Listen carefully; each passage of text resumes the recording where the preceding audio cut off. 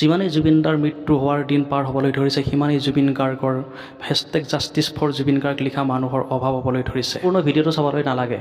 আপোনাৰ ওচৰলৈ গৈছে যদি আপুনি মাত্ৰ এটা শুদ্ধকৈ hashtag justice for Zubeen Garg লিখক। আজি আমি ৰাস চাবলৈ গ'লোঁ আৰু ৰাস চাবলৈ গৈছোঁ বা আপোনালোকেও যাওক, কিন্তু hashtag justice for Zubeen Garg লিখিবলৈ কেতিয়াও এৰি নিদিব। আমি আচলতে পৃথিৱীৰ ভিতৰতে এক নম্বৰত ৰাখিব লাগিছিলে জুবিন দাক। আমাৰ কাৰণে জুবিন দাই কত কি কৰিছে, কত দুখীয়াৰ বাবে তেওঁ একমাত্ৰ ভৰসা আছে। 3,50,00,000 টকা ৰাজ্যখনে আজিলৈকে 10 মিলিয়ন আমি জাষ্টিছ ফৰ জুবিন গাৰ্গ লিখিব পৰা নাই। অসমখনৰ বাবে কি কৰা নাই বা কি নকৰাকৈ গৈছে, মৰি কিনেও কিমান ৰেকৰ্ড কৰি থৈ গৈছে, কিন্তু আমি এতিয়া জুবিন দাক অসমৰ মানুহে এইকণ আমি সহায় কৰিব নোৱাৰোঁ নাই, পৃথিৱীৰ ভিতৰত এক নম্বৰত ৰাখিব নোৱাৰোঁ নাই। যদি এই ভিডিঅ'টো আপোনাৰ ওচৰত গৈছে, please hashtag justice for Zubeen Garg যেনেকৈ নহওক এটা দুটা শুদ্ধকৈ লিখক। ৰীমাবুৱে এটা কথা কৈছিলে যে প্ৰতিদিনে আপোনালোকে হেছটেগ জাষ্টিছ ফৰ যিমান পাৰে সিমান লিখক। তেতিয়াহ'লে আপোনালোকে কিয় লাহে লাহে কমাই দিছে যে hashtag justice for Zubeen Garg লিখিবলৈকে? ন্যায় দিব ন্যায়ালয়ে, কিন্তু আমাৰ হাতত থকা মোবাইলটোৰে আমি জুবিনদাৰ কাৰণে হেছটেগ জাষ্টিছ ফৰ লিখি পেলাই পৃথিৱীৰ ভিতৰতে এক নম্বৰ কৰিব নোৱাৰোঁ নে? আজিলৈকে hashtag justice for Zubeen Garg লিখিবলৈ জানা নাই। মই ইয়াতে বুজাই দিছোঁ আপোনালোকক, ভালকৈ বুজি লওক। বিশেষ একো কৰিব নালাগে, মাত্ৰ কমেণ্ট অপশ্যনটোত গৈ হেছটেগ লিখক। হেছটেগ লিখাৰ লগে লগে জুবিনদাৰ নামটো আগত আহিব, তাত ক্লিক কৰক, তাৰপিছতে আপুনি কমেণ্টত কমেণ্ট কৰি দিয়ক।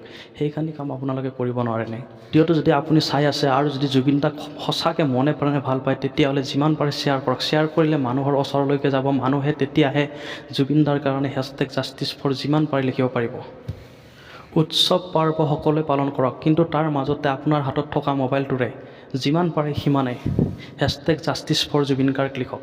তেতিয়াহে আমাৰ জুবিন দা, আমাৰ মৰমৰ জুবিন দা, তেখেত এক নম্বৰত থাকিব পাৰিব পৃথিৱীৰ ভিতৰতে। আমাৰ মাজৰ পৰা গুচি যোৱা প্ৰায় 2 মাহে হ'ব, কিন্তু আজিলৈকে আমি 5 মিলিয়নে কৰিব পৰা নাই জুবিন দাৰ hashtag justice for Zubeen Garg.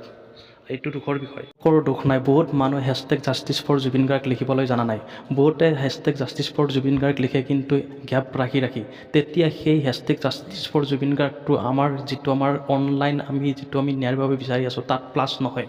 কাৰোবাৰ পৰা শিকি লওক, কিন্তু যিমান পাৰে hashtag justice for Zubeen Garg লিখক। তেতিয়াহে আমি জুবিনদাৰ বাবে কিবা এটা কৰা বুলি অনুভৱ কৰিব পাৰিম যে পৃথিৱীৰ ভিতৰতে অসমৰ মানুহে জুবিন দাক এক নম্বৰত ৰাখিছে। আজিৰ পৰা যদি 100 বছৰ পিছতো কোনোবাই হেছটেগ জাষ্টিছ ফৰ লিখিব লগা হয়, তেতিয়া জুবিনদাৰ নামটো আগত আহিব। তেতিয়া মানুহে ভাবিব যে জুবিন গাৰ্গ কোন আছিল, আচলতে জুবিন দা কোন।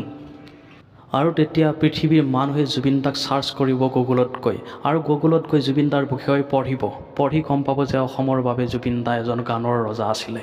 লগতে দেশ বিদেশৰ মানুহে বুজি পাব জুবিন গাৰ্গ এজন ভগৱান আছিলে, দুখীয়াৰ বাবে শেষ ভৰসা আছিলে। আপোনালোকক অনুৰোধ কৰি আছোঁ, যিমান পাৰে সিমানে hashtag justice for Zubeen Garg লিখি থাকক। পৃথিৱীৰ ভিতৰতে এক নম্বৰ কৰি তোলক জুবিন দাক। অসমৰ তুমি সুসন্তান, জয় আই অসম, জয় জুবিন দা, তুমি অমৰ হোৱা।